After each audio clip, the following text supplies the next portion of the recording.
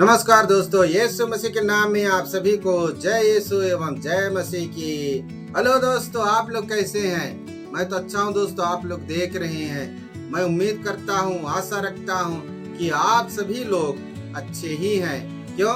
क्योंकि आपका ईश्वर ने आपको चंगाई का वरदान दिया है, आपको खुशियों का वरदान दिया है, आनंद का जीवन दिया है। तो प्यारे मसीह भाई और बहनों, इसी तरह से रहिए, चाहे दुख में रहिए, चाहे पीड़ा में, आनंद में रहिए, चाहे खुशियों में, हर हमेशा प्रभु यीशु मसीह को धन्यवाद दीजिए और पिता परमेश्वर की महिमा और तारीफ करते रहिए। तो दोस्तों, मैं आप लोगों के सम्मुख बाइबल के सवाल भाग 13 का उत्तर लेकर आ चुका हूँ। तो आइए दोस्तों, आप लोग अपने उत्तर की जांच कीजिए। तो पहला सवाल था, बाइबल में तौरेत का क्या अर्थ है? और इसके संभावित उत्तर थे, पहला आज्ञा न मानना, दूसरा संहिता, नियम या फिर कानून, और तीसरा था विरोध करना, चौथा था मजाक करना। तो दोस्तों, इसका सही उत्तर है दूसरा, संहिता। संहिता का अर्थ है नियम या तो फिर कानून। आप लोगों के सम्मुख था दूसरा सवाल, पुराने नियम में कितने अध्याय हैं? और इसके संभावित उत्तर थे 44 अध्याय, 45 अध्याय, 46 अध्याय या फिर 47 अध्याय। तो दोस्तों, इसका सही उत्तर है 46 अध्याय, 46 चैप्टर। तीसरा सवाल था, बाइबल में पूरे कितने अध्याय हैं?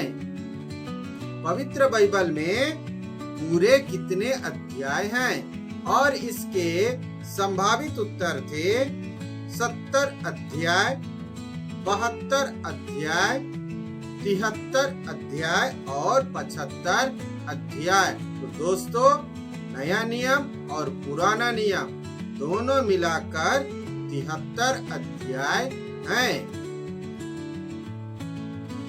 और चौथा सवाल था, 27 अध्याय किस भाग में है? 27 अध्याय यानी कि 27 चैप्टर किस भाग में है? और इसका संभावित उत्तर थे पुराने नियम, नया नियम, निर्गमन ग्रंथ या तो फिर प्रज्ञा ग्रंथ। दोस्तों, इसका सही उत्तर है नया नियम में 27 अध्याय हैं। अब है पांचवा सवाल, मिस्र देश में दूसरी और चौथी विपत्ति क्या थी? और इसके संभावित उत्तर थे, पहला मेंढक और सांप, दूसरा हवा और पानी, तीसरा मेंढक और टिड्डियां, चौथा टिड्डियां और चिड़िया। तो दोस्तों, इसका सही उत्तर है मेंढक और टिड्डियां। अब आते हैं छठवें सवाल की ओर, यरूशलेम की दीवार गिराए जाने और आग लगाए जाने से कौन रोने लगता है? और इसके संभावित उत्तर थे, पहला नबी नहमिया, दूसरा नबी यिर्मयाह, तीसरा नबी एलिया और नबी आमोस। दोस्तों, इसका सही उत्तर है नबी नहमिया। दोस्तों, नबी नहमिया को जब बाबुल से निर्वासित होकर इस्राएली प्रजा में से कुछ लोगों ने नहमिया को बताया कि यरूशलेम के साथ बहुत ही बुरा बर्ताव किया गया है, वहां के दीवालों को गिराया गया और यरूशलेम के मंदिर को आग लगा दिया गया है, यह सुनकर नहमिया फूट फूट कर रोने लगता है। और बाद में पवित्र आत्मा की प्रेरणा से नबी नहमिया ही यरूशलेम के दीवारों को दोबारा से बनवाता भी है। अब आते हैं सातवें सवाल की ओर। सातवां सवाल था, किस ग्रंथ में भारतीय महावतों का उल्लेख है? और इसके संभावित उत्तर थे, राजाओं का पहला ग्रंथ, मक्काबियों का पहला ग्रंथ, एस्तेर का ग्रंथ और यूदस का ग्रंथ। तो दोस्तों इसका सही उत्तर है मक्काबियों का पहला ग्रंथ।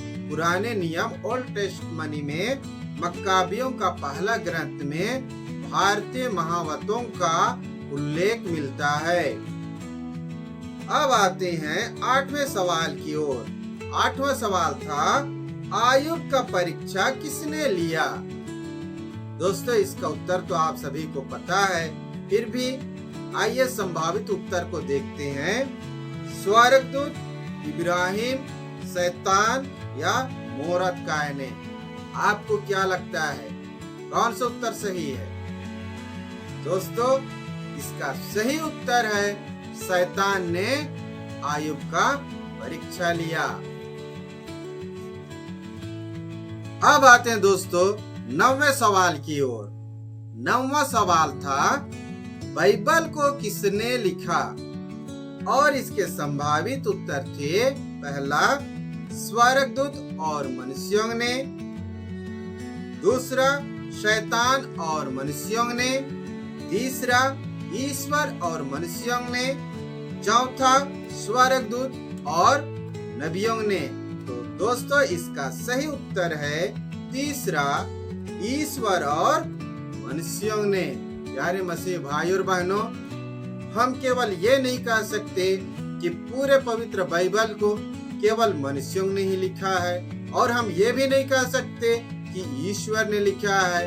दोस्तों इसे मनुष्यों ने अवश्य लिखा है, परंतु उसे पिता ईश्वर की प्रेरणा से, पवित्र आत्मा की प्रेरणा से मनुष्यों ने पवित्र बाइबल को लिखा है। अब आते हैं 10वें सवाल की ओर। तो 10वां सवाल था, बाइबल में पंच ग्रंथ किसे कहते हैं? दोस्तों पंच ग्रंथ पुराने नियम के कुछ ग्रंथों को मिलाकर पंच ग्रंथ कहते हैं। उसमें से पहला है उत्पत्ति ग्रंथ, दूसरा है निर्गमन ग्रंथ, तीसरा है लेवी ग्रंथ, चौथा है गणना ग्रंथ और पांचवा है विधि विवरण ग्रंथ। इन पांचों ग्रंथों को मिलाकर पंच ग्रंथ कहा जाता है। अब आते हैं 11वें सवाल की ओर। तो दोस्तों 11वां सवाल था, नबी मूसा का 5 ग्रंथ किसे कहते हैं? नबी मूसा का 5 ग्रंथ किसे कहते हैं? तो दोस्तों इसका मैंने आप लोगों के सम्मुख कोई भी संभावित उत्तर नहीं रखा था। तो दोस्तों इसका सही उत्तर है ईशवाणी, शिक्षा, आज्ञा, आदेश और उपदेश। ये जो 5 विषय हैं यही मूसा के पंच ग्रंथ के नाम से जाने जाते हैं। वो इसलिए क्योंकि ईशवाणी क्या है? नबी मूसा परमेश्वर के साथ बात करता था, ईश्वर उन्हें अपनी आज्ञा बताता था और वो मूसा आकर पूरे इस्राएली प्रजा को प्रभु यीशु मसीह का शिक्षा को बताता था या उनकी बातों को उनके सम्मुख रखता था। प्रभु यीशु मसीह जो कुछ भी उन्हें करने के लिए कहते वो उसे करने का आदेश देता था, उन्हें शिक्षा देता था, और इसी कारण से इन सारे विषयों को मूसा का पंच ग्रंथ कहते हैं। तो प्यारे दोस्तों, मैं उम्मीद कर सकता हूँ कि आप लोगों को सारे 11 सवाल का उत्तर मिल चुका है। और प्यारे मसीह भाई और बहनों, आप में से बहुतों ने सही जवाब दिया है, लेकिन मैं कोशिश करता हूं दोस्तों और उम्मीद रखता हूं कि आप तक हमारे पवित्र बाइबल से जुड़ी सारी भेदें आप लोगों के सम्मुख खोली जाए, ताकि आप लोगों का जो ज्ञान है वो और भी ऊंचे स्तर तक पहुंच सके। तो प्यारे दोस्तों, इसी तरह से मेरे वीडियो में बने रहिए, मुझे देखते रहिए, परमेश्वर के वचन को पाते रहिए। वीडियो अच्छा लगा है तो लाइक शेयर जरूर कीजिए। नए हैं तो मेरे चैनल को सब्सक्राइब करके मुझे सपोर्ट भी अवश्य करें। अगले वीडियो आने तक आप सबों को जय यीशु जय मसीह की।